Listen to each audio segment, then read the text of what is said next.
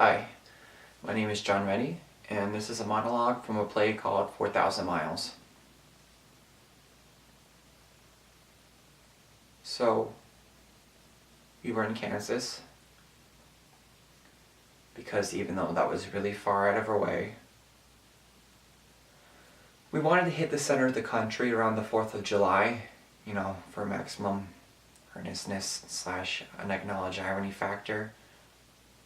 And the way the timing worked out was that it was July 3rd, and we were about to hit Gypsum.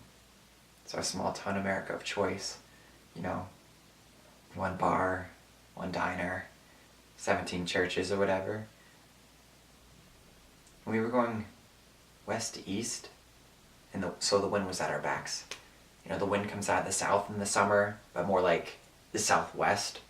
So, in a way, us going west-east was a pussy move on our parts. But we kind of wanted to do the opposite of historical, America's east to west, so we were going west to east, the opposite. Also, we live out west. So, it was more honest to start there. So, western Kansas is like ass flat, the cliche. So if you pedal even a little bit in a low gear, you hit 15 miles per hour, no problem. 15 miles per hour is pretty slow in a car, but on a bike, it's pretty good. It's pretty good. So, it was morning, and with the low sun, and a flat ride, and the wind at our backs, it was the perfect time for shadow pictures. And that's when you take a picture of your shadow while you're riding your bike. Totally a staple of the cross-country bike trip. You gotta have the shadow picture. And Mika thinks that he is a really good photographer.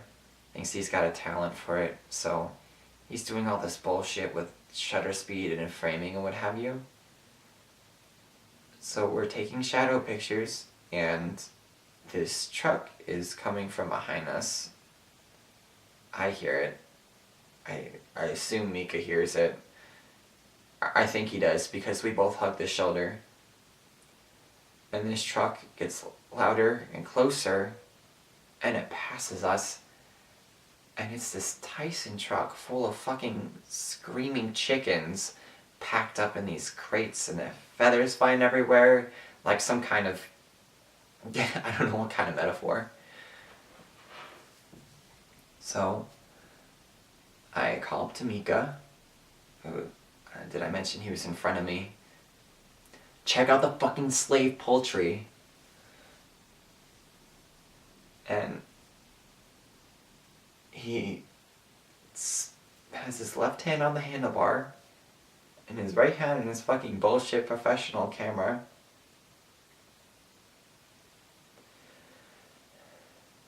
And he looks back at me, and he's smiling, and he's laughing, and he's starting to say something, but the truck bed comes off the cab, and it flies backwards, and it takes him off the road.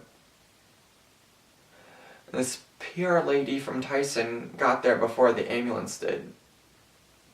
And I didn't even realize I was still holding my camera. And she says, "I'm sorry, sir, but I need to confiscate your camera."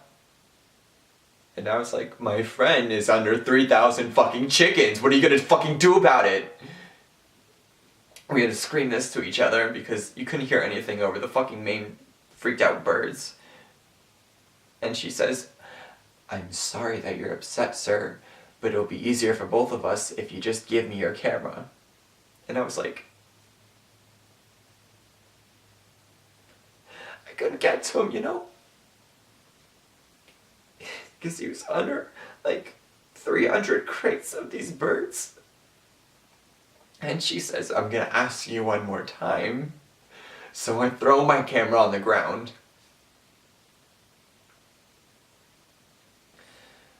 So what I don't have are all these pictures that we took in Wyoming Like we had this one at the Continental Divide in front of the sign that says the altitude and all that shit. And there was still snow up there in June. And then in Yellowstone, he caught a fish with his bare hands. You know? He just stood there very still. And he reached in. And I had this picture of him holding this fish that's longer than his head and his neck. And then we had another picture with our back tires in the Pacific. And that's another corny thing you do on the trip, because you're supposed to put your front tires in the Atlantic when you get there, which incidentally I hadn't done yet. And I had this video of him dipping his back tire in and pretending to fall off this rock into the sea because he was a fucking clown, you know? He's a really gifted physical comedian. You know, he could have really done something with that.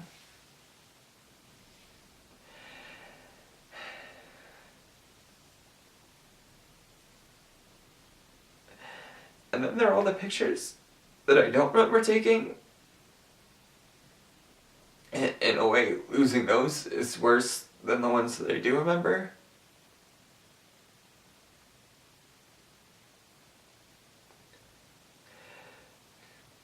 It took them 45 minutes to get him out of there. And the funny thing is, he hadn't sustained any trauma to the head or anything. It's just, he had his face down in the mud under hundreds of pounds of weight, and he suffocated. So the part that everyone's pissed at me about is that after I filled out all the paperwork at the police station, and I called his mom, and I called my mom,